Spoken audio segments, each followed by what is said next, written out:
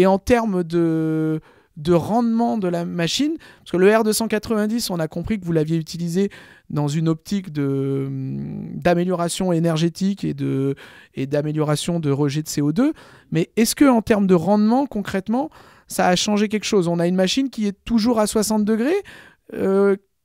Non, explique-nous tout. Ça permet justement, quand on est parti sur ce nouveau développement, on avait le choix de différents types de gaz. Et de toute façon, on savait que ça allait s'orienter sur des pompes à chaleur monobloc. Parce que de par tous les nouveaux gaz, ils ont des contraintes. On était coincé un petit peu techniquement sur le volume de gaz qu'on pouvait mettre à l'intérieur du logement. Donc il fallait forcément tout mettre à l'extérieur.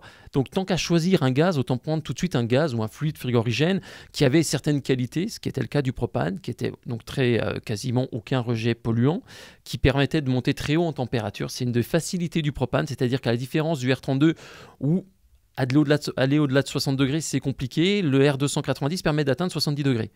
Donc c'est un fluide qui permettait d'aller beaucoup plus haut en température.